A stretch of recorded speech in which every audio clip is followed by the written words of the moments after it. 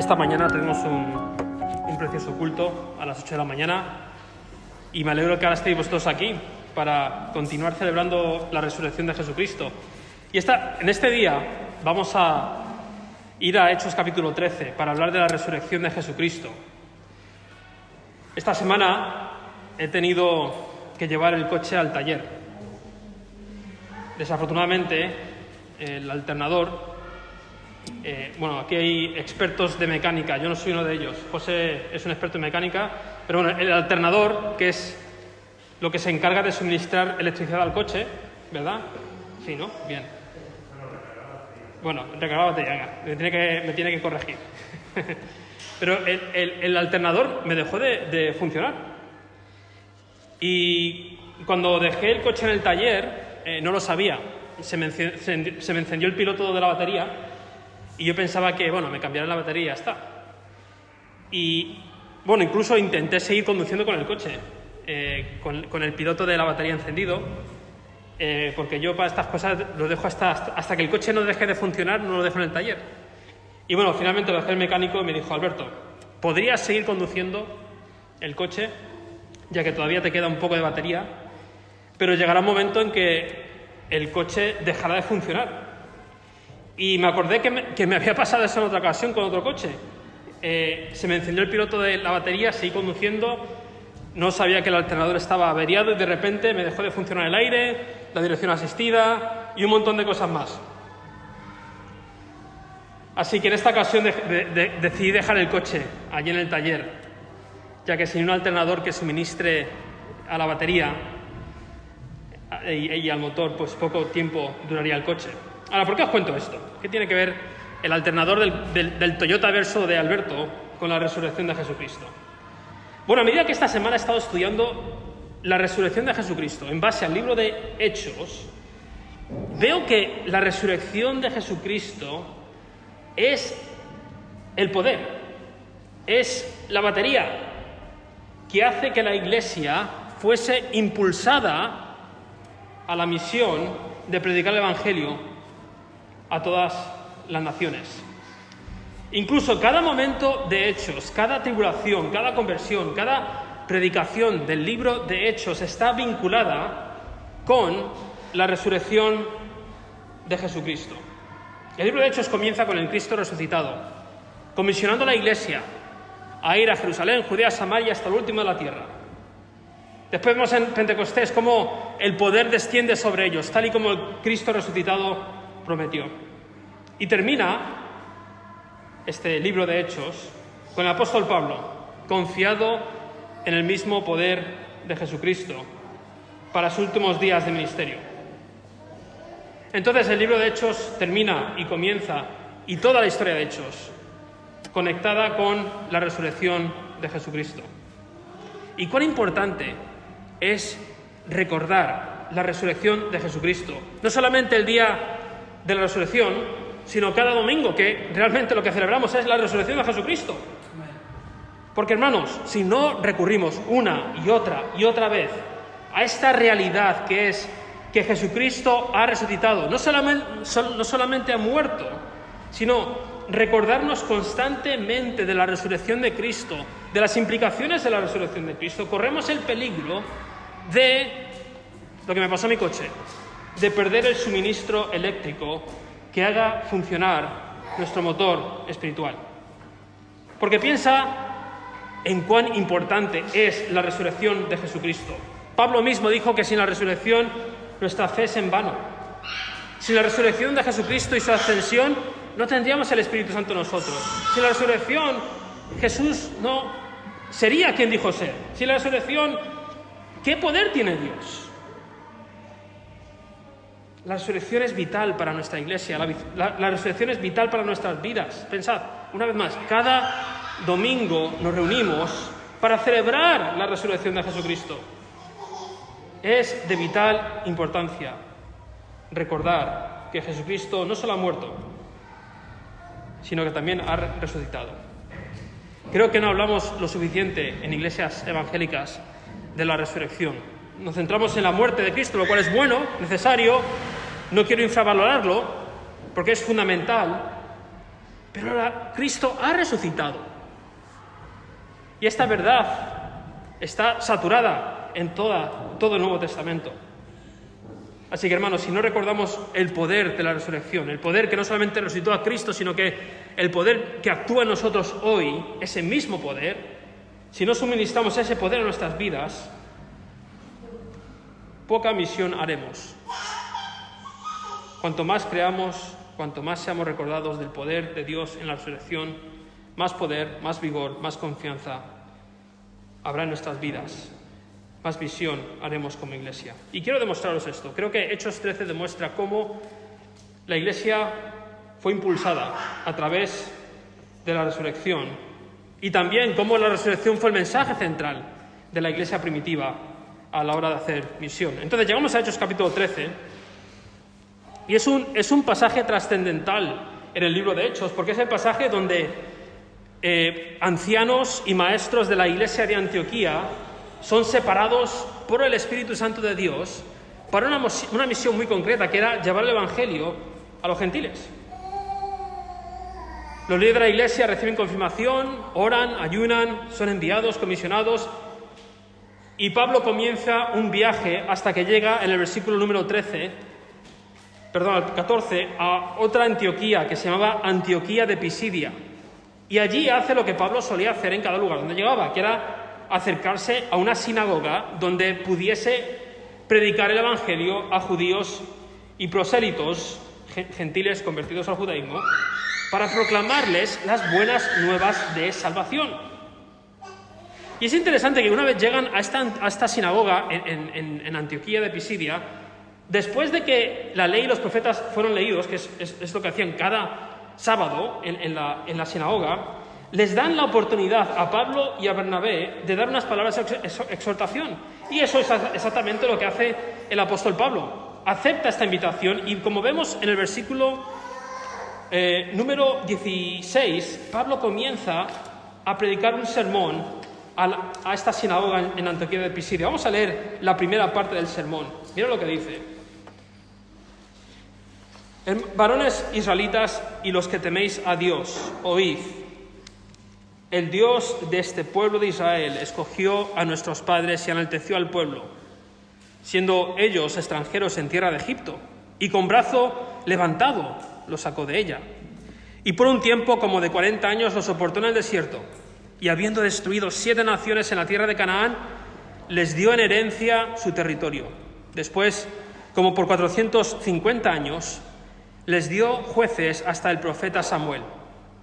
Luego pidieron rey, y Dios le dio a Saúl, hijo de Cis, varón de la tribu de Benjamín, por 40 años. Quitado les levantó por rey a David, de quien dio también testimonio diciendo: he llamado a David, hijo de Isaí, varón conforme a mi corazón, quien hará todo lo que yo quiero. De la descendencia de y conforme a la promesa, Dios levantó a Jesús por Salvador a Israel. Antes de su venida, predicó Juan el bautismo de arrepentimiento a todo el pueblo de Israel. Mas cuando Juan terminaba su carrera, dijo: ¿quién pensáis que soy? No soy él, mas he aquí, viene tras mí uno de quien no soy digno de desatar el calzado de sus pies. Entonces el sermón de Pablo en esta sinagoga es muy parecido a otros sermones, oraciones y profecías que hemos leído en las Escrituras. Está relatando a estos judíos y a estos gentiles que se han convertido la historia de redención de Dios al pueblo de Israel. Es muy parecido al sermón incluso de Esteban, al principio de este libro. Lo que podemos ver en este sermón de Pablo, en contraste con otros sermones, es resaltar la fidelidad y el poder de Dios a su pueblo a través de la historia de redención. Y cómo su fidelidad a esta promesa es demostrada en su máxima expresión en la persona de Jesucristo. Lo vemos allí, cómo él empieza a predicar y relatar esta historia. Dice que Dios demostró su poder y fidelidad al escoger y enaltecer al pueblo en Egipto, al sacarles poderosamente de allí para hacer un pacto con ellos. Después volvió a demostrar su fidelidad y su poder sosteniendo al pueblo durante 40 años en el desierto y posteriormente conquistando 7 naciones en Canaán. Dios demostró su fidelidad y poder dándole jueces y profetas en medio de un momento de la historia donde cada uno hacía lo correcto delante de sus ojos. Y Dios demostró su fidelidad y poder al darles un rey, a Saúl, para que después Dios, y escuchad esta palabra, levantase a David como rey. Ahora, cualquier judío, al escuchar estas palabras, hasta este momento, hubiese dado un aplauso, o incluso habrían dicho algún amén. Pero de repente, en el versículo 23, la historia de redención de Israel toma un giro cuando Pablo dice, de la descendencia de David. Conforme a la promesa, Dios levantó a Jesús por Salvador a Israel. En ese momento, te puedes imaginar la tensión en la sinagoga, ¿no? Obviamente, Dios levantó a los jueces, obviamente Dios levantó a David, a Saúl. Pero me estás diciendo que Jesús de Nazaret, que este hombre que fue crucificado en Jerusalén durante la semana de la Pascua, por decir ser hijo de Dios, ¿este es el prometido? Sí, varones israelitas y proselitos, Jesús es el que fue prometido a nuestros padres. Él es el cumplimiento de las promesas. Él es las buenas nuevas de salvación. Él es la mayor evidencia de que nuestro Dios es fiel y poderoso. Incluso el mismo Juan el Bautista, alguien que algunos judíos estimaban como un profeta, también habló de Jesús. Dice, yo no soy el Mesías, el que viene después de mí es el Mesías. Y en la segunda parte del sermón comienza Pablo a confrontar a estos judíos en esta sinagoga a responder a esta verdad, que Jesús es el prometido del Antiguo Testamento. Mira lo que dice en el versículo número 26. Vemos aquí esta división porque mirad cómo se vuelve a referir a ellos, varones hermanos, hijos del linaje de Abraham, y los que entre vosotros teméis a Dios, a vosotros, es decir, este mensaje es a vosotros, es enviada la palabra de esta salvación. Y ahora les reta a no ser como los habitantes de Jerusalén cuando les dice, porque los habitantes de Jerusalén y sus gobernantes, no conociendo o reconociendo a Jesús, ni las palabras de los profetas que se leen todos los días de reposo, las cumplieron al condenarle. Y sin hallar en él causa digna de muerte, pidieron a Pilato que le matase. Y habiendo cumplido todas las cosas que de él estaban escritas, quitándolo del madero, lo pusieron en el sepulcro, ¿más qué? Dios ¿qué? Levantó de los muertos. Y él se apareció muchos días a los que habían subido juntamente con él de Galilea a Jerusalén, los cuales ahora son sus testigos ante el pueblo. Y nosotros también os anunciamos el evangelio de aquella promesa hecha a nuestros padres, la cual Dios ha cumplido a los hijos de ellos, a nosotros, resucitando a Jesús. Como está escrito también en el Salmo 2, mi hijo eres tú, yo te he engendrado hoy. Y en cuanto a aquel, le levantó de los muertos para nunca más volver a corrupción, lo dijo así, os daré las misericordias fieles de David. Por eso dice también en otro salmo, no permitirás que tu santo vea corrupción. Porque a la verdad, habiendo servido a su propia generación según la voluntad de Dios, durmió y fue reunido con sus padres y vio corrupción. Mas aquel a quien Dios levantó, a Jesús, no vio corrupción. Sabed pues esto, varones hermanos, que por medio de él se os anuncia perdón de pecados, y que de todo aquello de que por la ley de Moisés no pudisteis ser justificados, en él es justificado todo aquel que cree. Mirad pues, que no venga sobre vosotros lo que está dicho en los profetas. Mirad, oh menospreciadores, y asombraos, y desapareced. Pues yo hago una obra en vuestros días, obra que no creeréis, si alguien os la contare. Entonces, en esta segunda parte, Pablo reta a la congregación diciendo: no seáis como los judíos de Jerusalén, no seáis como ellos.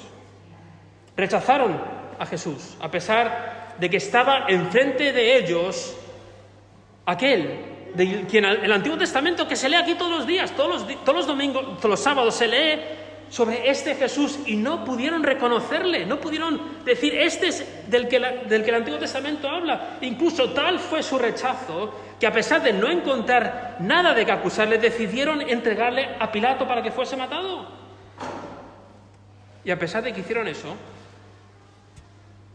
se hizo para cumplir cada escritura del Antiguo Testamento que hablaba de él. Era necesario que el Hijo de Dios muriese en un madero para cumplir las escrituras.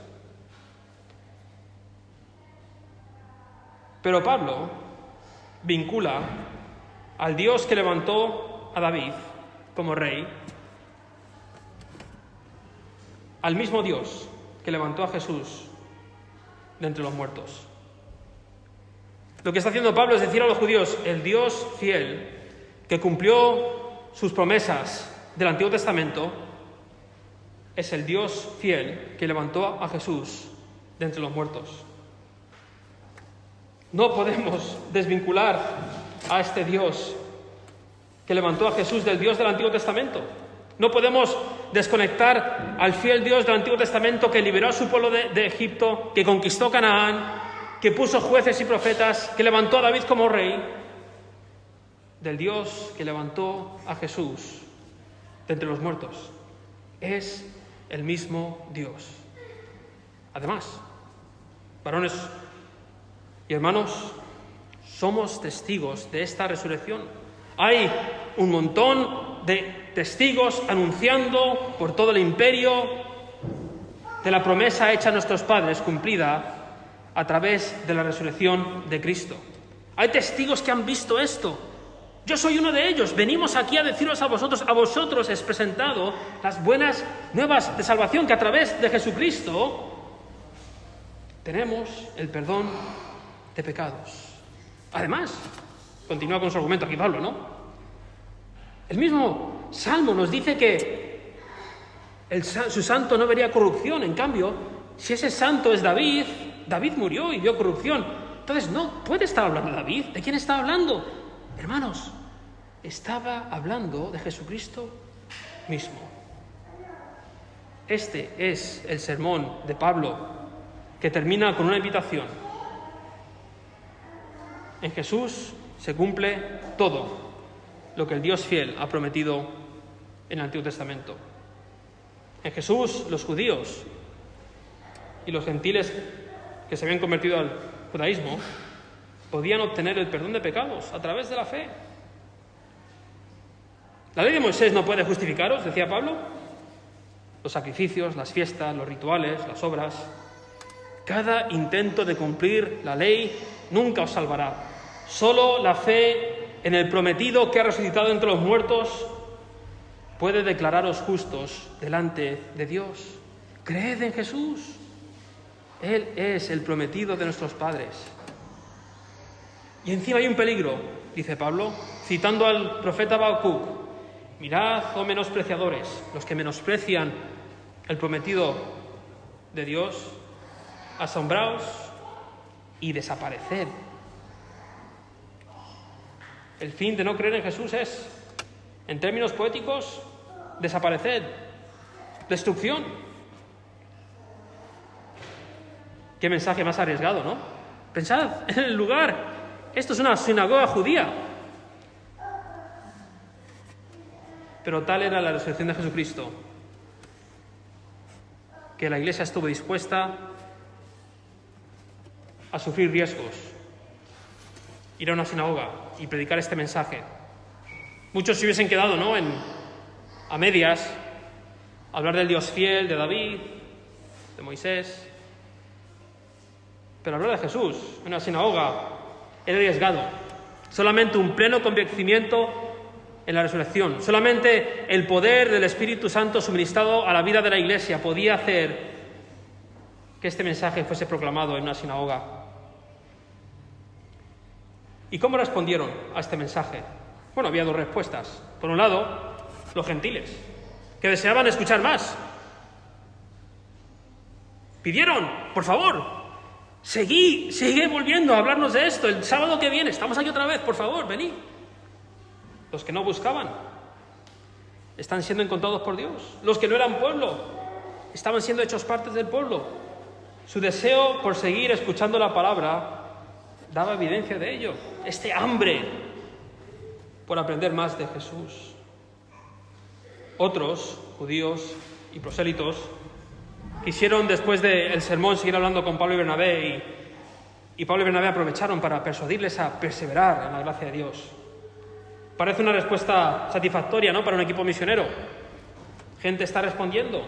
Parece que este primer sermón en esta primera ciudad,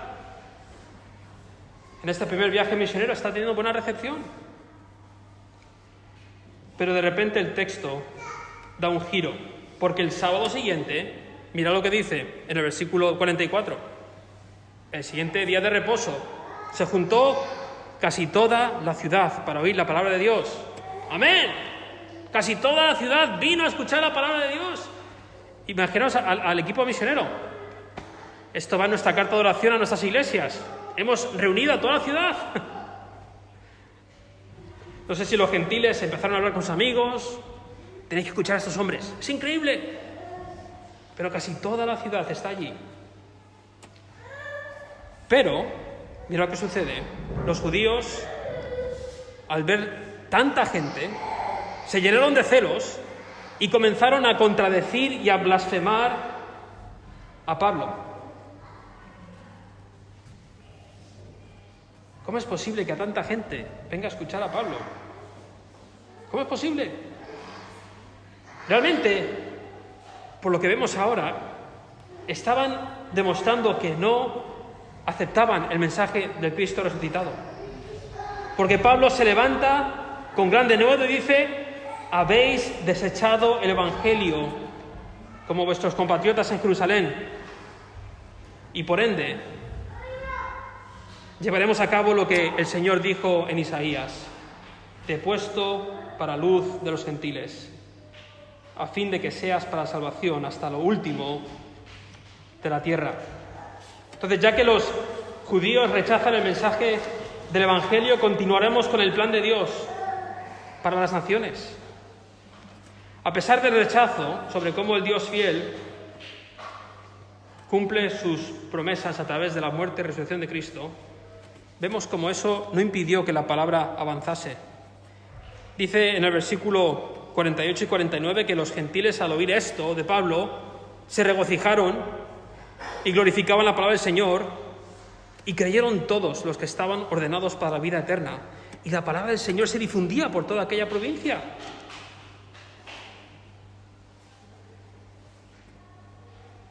Nunca sin ninguna tribulación. Eso lo vemos a través de hechos.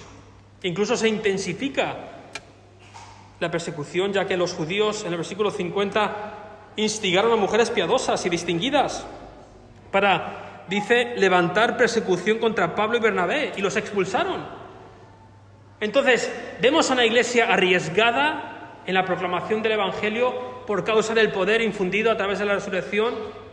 Vemos el mensaje central, que es que en la resurrección de Jesucristo se cumplen todas las promesas del Antiguo Testamento. Acaban siendo expulsados. ¿Pero qué? Vemos el final de esta historia en este capítulo. Ellos sacudieron contra ellos el polvo de sus pies, tal y como Jesús enseñó, y los discípulos estaban llenos de gozo y del Espíritu Santo. El gozo de ver cómo Dios salva a los que estaban ordenados para vida eterna, y cómo la palabra del Señor se extiende a pesar de la persecución, de la resistencia. Es el poder de la resurrección.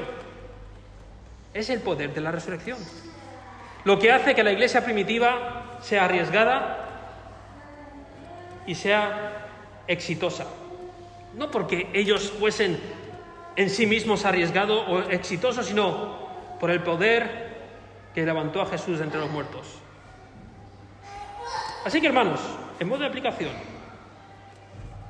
Hemos visto el gran testimonio de Pablo, predicando el Evangelio de una manera arriesgada y vigorosa en una sinagoga, uno de los lugares más difíciles donde podrías predicar el Evangelio de Jesucristo. Y todo porque habían sido infundidos con este poder que vino a través de la resurrección de Jesucristo. Entonces, si el Dios fiel y poderoso que levantó a Jesús de entre los muertos e impulsó a la iglesia primitiva a una misión arriesgada y exitosa, si ese Dios es el mismo Dios que adoramos y servimos hoy, ¿es el mismo Dios? ¿Sí o no? ¿Por qué somos tan reservados y miedosos en nuestra misión hoy en día? ¿Es el mismo Dios? ¿Es el mismo mensaje? Absolutamente. ¿Es el mismo Dios de Pentecostés? ¿Es el mismo Dios que impulsó a la Iglesia por todas las naciones? ¿Es el mismo Dios que levantó a David como rey? ¿Es el mismo Dios que llevó a su pueblo a través del desierto? ¿El mismo Dios que sacó a Israel de Egipto? Es el mismo Dios que hoy levanta y edifica a su iglesia. No ha cambiado nada. Es el mismo Dios. Hermanos, podemos descansar en esta realidad. Podemos confiar en este poder que ahora mora en nosotros. Dios sigue obrando de la misma manera. Es Dios, al fin y al cabo, quien obra para edificar su iglesia y para convertir a aquellos que han de creer. Lo estamos viendo en medio de esta pandemia.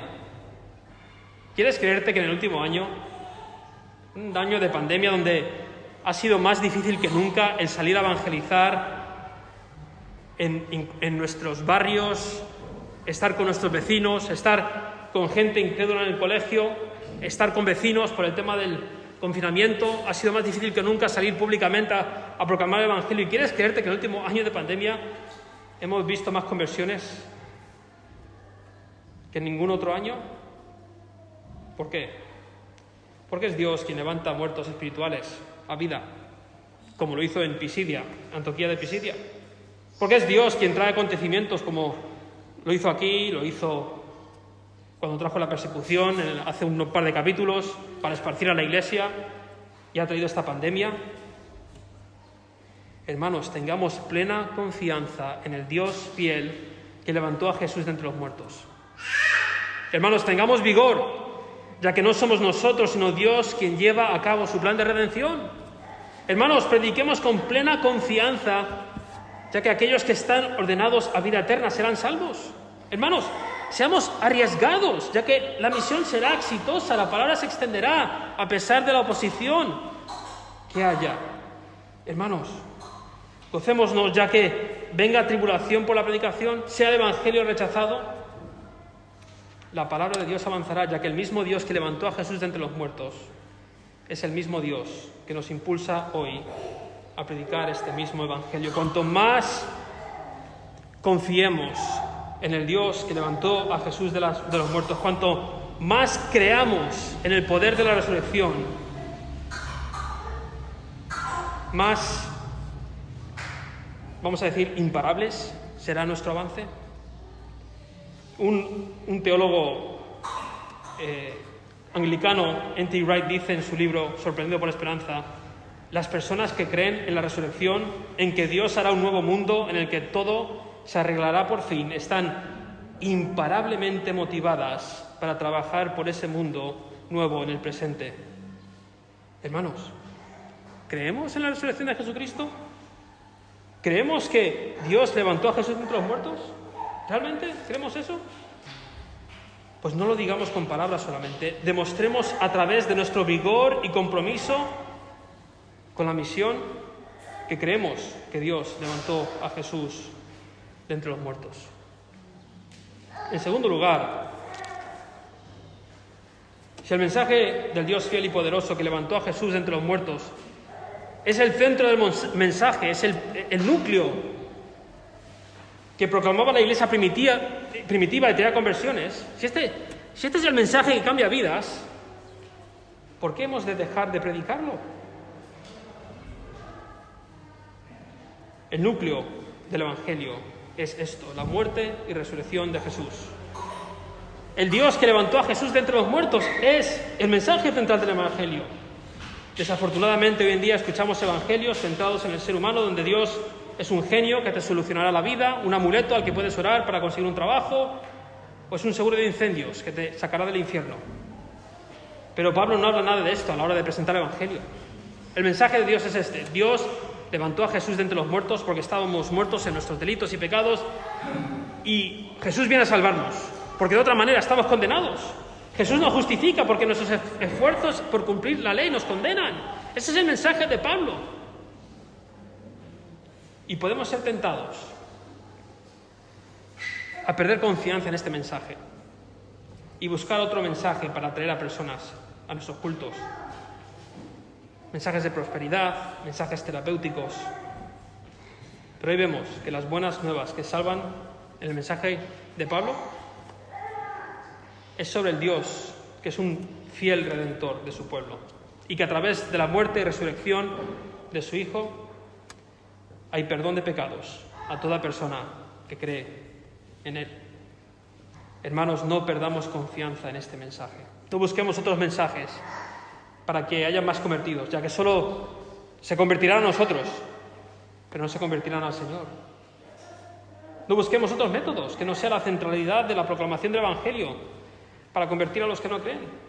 En este mensaje del Dios fiel que levantó a Jesús de entre los muertos para el perdón de pecados, es que las personas son cambiadas, transformadas para su gloria. Así que, Iglesia, no olvidemos esto. Que continuamente vayamos a la fuente de la resurrección, vayamos a ese poder para encontrar vigor y fuerza para esta misión. Y si estás aquí hoy y todavía no has creído en este mensaje de las buenas nuevas de Jesús, te pregunto, ¿cómo responderás hoy a las buenas nuevas de que el Dios fiel ha levantado a Jesús de entre los muertos para que tú puedas ser perdonado de tus pecados y ser parte del pueblo de Dios? ¿Cómo responderás? ¿Responderás como los gentiles que deseaban escuchar más de este Dios y se gozaban al enterarse que eran hechos parte de este pueblo? ¿Responderás como los judíos que rechazaron por completo la idea de que solo Jesús podía salvarlos y no a través de sus esfuerzos, rituales, fiestas u obras basadas en la ley? ¿Cómo responderás hoy a las buenas nuevas de la resurrección? La invitación está hecha. ¿Qué harás con este mensaje? Vamos a orar.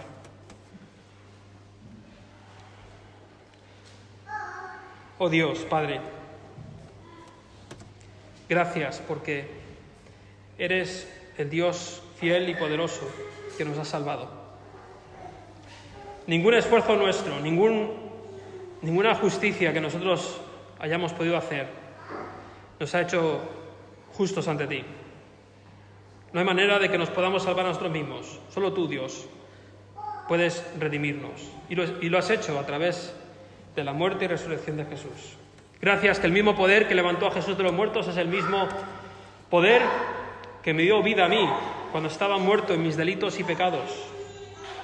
Gracias, Padre, que el mismo poder que actuó para levantar a Jesús de los muertos es el mismo poder que actúa a mí día tras día para darme vigor, para darme confianza en medio de mis preocupaciones, miedos. Gracias, Padre. Ayúdame a creer y estar convencido de ello. Padre, que como Iglesia no perdamos la confianza en tu poder. Que recordemos que eres tú, Dios, quien salva. Eres tú quien edificas, no nosotros. Ayúdanos, Señor, a no buscar otras maneras de convertir que no sea la fiel proclamación de estas buenas nuevas. Ayúdanos, Padre, en resumidas cuentas, a creerte a ti. Así que, Señor, ayúdanos. Te pido por aquellos que todavía no han creído en Jesús, continúan pensando que sus buenas obras, sus rituales, su autojusticia puede salvarlos. Te pido que hoy les convenzas de que solo en Jesús, solo a través de la muerte y resurrección de Jesús, podemos ser salvados, Padre. Toca sus corazones, Padre amado. Y ayúdanos ahora, que vamos a tomar parte de esta santa cena que nos has dejado, donde conmemoramos cómo tú derramaste tu sangre preciosa para que la muerte ya, Señor, no pasase sobre nosotros. Sí, la muerte física, pero no la muerte eterna. Que el castigo que nos pertenecía fue puesto en el Cordero inmolado y no en nosotros. Que tu Hijo, Señor, tu primogénito, fue entregado en nuestro lugar.